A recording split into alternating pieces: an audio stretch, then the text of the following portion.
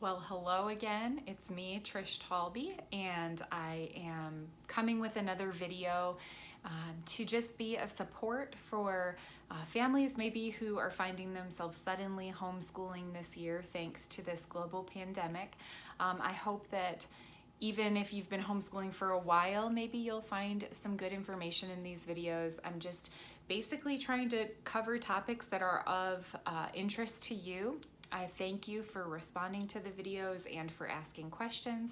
And so I'm just going to continue on and keep doing little snippets of topics. And today I want to talk about what happens when you get stuck, maybe teaching, and you don't know how to teach your child a certain topic or even a certain subject might be difficult. What do you do when you get stuck in that situation? And I just want to preface this by saying that happens to all of us who homeschool. There's always times where we don't know an answer to something, or we need a refresher on, sometimes like for me at the elementary school level, grammar rules and things like that. It's like I don't remember them from a million years ago when I was in school. So I have to stop and brush up on that, particular grammar rule. Same with math. I hear that a lot with math, that parents say, well, I don't know how to teach math beyond a certain level. And so what do you do when you get stuck? And I have basically a whole list of solutions, but just know that that's normal, and that those of us who've been homeschooling for years, we get stuck, or we have particular subjects that we don't love teaching to our children. It's not that we're good at teaching every subject to our children. Most of us have a couple of subjects that are like maybe we're our best in school, or are kind of our pet subjects. And then we have ones that it's hard for us to teach, or maybe we just don't even enjoy teaching those ones. So let's jump in. I have several ideas. The first one being YouTube. I do not know what homeschooling parents did before YouTube. They did it. People have been homeschooling for hundreds of years. So they did it, but YouTube is such an incredible tool. I'll give just an example from today. So we're in an animal unit in science, and we got talking about lions and how lions live in a pride together. And so I quickly just searched on YouTube, a National Geographic Kids video on lions. And it brought up several options, just really short videos, but it really brought what I was teaching and the things that were on the pages of our science book to life. And of course our children are in a media age, they're in a digital age, and so anytime that we can utilize other multimedia resources, I say it's wonderful. And so we pulled up a couple of National Geographic Kids videos, and it really solidified what I was teaching. So also, not just as far as instruction goes, although YouTube will literally tell you how to do anything. It will tell you how to teach math concepts. I would be careful about obviously what I'm gonna show my kids, or what I'm gonna, because pretty much anybody can put anything on YouTube, obviously, just like what I'm doing right now. But not only just instructional tools, but like when I first started homeschooling, I was YouTubing a lot of videos like, how do I organize my curriculum? How do I choose curriculum? How do I, teach my child how to read? There were lots of things as an instructor that I would even YouTube just to get some fresh ideas and things like that. So YouTube is an amazing resource, and as a homeschool mom, I use it almost daily, so I would encourage you to maybe start there. Research curriculum, research materials that are out there. You really have to become a student of these things. You have to spend time looking into what is good curriculum, what has good outcomes, what do experienced people say about this curriculum. I have learned so much homeschooling because I've purchased good curriculum, and it's taught me, there's so many things, especially with history and stuff like that, that I've purchased really good history materials for my children, and I feel like, wow, I didn't get any of this when I was in school. We were using very dated textbooks. Just in my particular school, I was in a great school, but we were using some dated textbooks. And so, there's just so many options out there for really good curriculum that brings the material to life. And so, you may find as a homeschool parent that you learn so much that you maybe missed the first time around, and it's really fun. So yes, just become a student of what is out there for curriculum. I also, in the beginning, read a lot of good books about homeschooling, just kind of the theories behind it, the philosophies.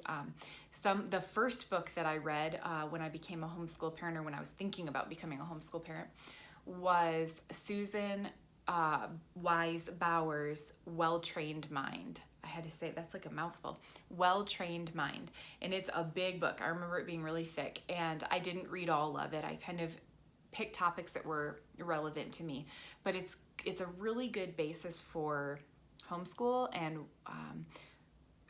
how to do it and why we do it. And she also has another book called Rethinking School, which is really interesting as well. If you are a Christian homeschooling parent watching this, a couple of my favorite books that I read were The Unhurried Homeschooler and Teaching from Rest. So those are some good resources just to give you a little support as a new homeschooler. Just what am I even doing? And then my next piece of advice, if you get stuck or you don't know how to teach a certain topic or you don't know how to teach a certain subject, is outsource. I just instantly thought of the example, when my husband was deployed. Do I know how to mow the lawn? Yeah. I could figure it out. It's something that I actually had time to do and margin. But it was something that was a very easy choice to outsource during that season. It was a crazy season. I had two very little kids that I was homeschooling. I was also working a part-time job. And so it was a very easy choice for me to pay $40 a week and have somebody come and mow my lawn for me. That's outsourcing. It's not that you can't do the thing. It's that maybe you just don't want to, or you just don't have the mental energy, or if you have the funds available, then I would recommend that you outsource those things carefully. Obviously, you want to choose good sources that you're going to outsource to. But also another outsourcing thing that came to my mind was so when I first started paying for babysitting, I felt like, wow, this is really expensive. We were paying when we started probably $12 an hour to a babysitter. I felt like this is really expensive. We could just wait until the kids go to bed and then have a date night in. But then, when deployment came, and maybe when Mike got home, and we just really weren't getting a lot of time together, I was glad to hand over the $12 to $15 an hour to my babysitter because I really needed that time. And so my perspective changed when there was a need. I really needed her to come and help during deployment, or her to come and give my husband and I a date night. So what I'm saying is there's no shame in that if you feel like you want to pay for an additional teacher or tutor. If that is worth it to you, then by all means, it could bring that element of peace to you. So there are many ways that you can sort of outsource parts of your homeschool.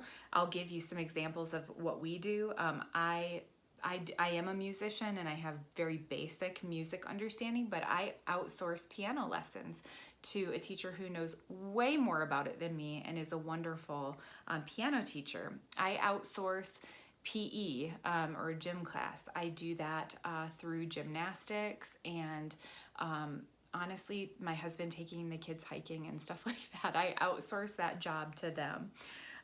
Libraries do free programming, and right now Zoom programming and stuff. That's a great way to outsource some of those topics that maybe you don't want to teach or cover.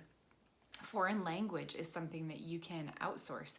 Find somebody in your community or in your circle that is a fluent Spanish speaker or French speaker or whatever language, and ask them if you can pay them for a couple hours a week to teach your child a new language.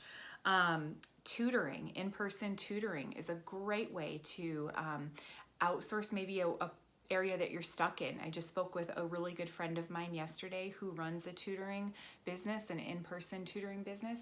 He teaches very high-level math, or he tutors in high-level math, calculus, also physics, geometry, all of these, high school to college level math. And I feel like for a very reasonable hourly price, you can have his attention for a couple hours a week and just really work on a tough topic that might be difficult for you as a parent to teach. There are online tutoring programs. This is great for reading and phonics and, really whatever subject that you want there to be consistent, good instruction. And then, like I said in the beginning, there's always subjects that I don't want to teach. For me, it's art. It's always art. I don't feel like I'm well equipped to do it. I'm not super creative. I feel like it's very messy. And so I have always paid for art classes for my kids. And it's not expensive. I'm not talking about this, like, you have to have tons of cash to outsource these things. I mean, it's not that expensive to get a really good hour-long art class each week for your children. Outsourcing, there's no shame in it, and it's something I've always done, and it's something that I recommend. So, and then lastly, I would just say if you get really stuck and, particularly in how do I teach my child how to read, math concepts that you get stuck on, ask an experienced teacher. Most of them they're teachers. They have the heart of a teacher. They want to instruct and teach people, including you. And so, pick their brain and say, what kind of methods do you use or have you seen? And maybe some alternate methods for children who learn differently. What would you suggest with this? And typically they're going to be so happy to answer any of those questions. So you do not have to get stuck. Ask for help. And, that's basically what I wanted to talk about today. Please feel free to comment if you have any questions or topics that you would like me to cover in future videos, and I would be glad to do that. I'll see you next time.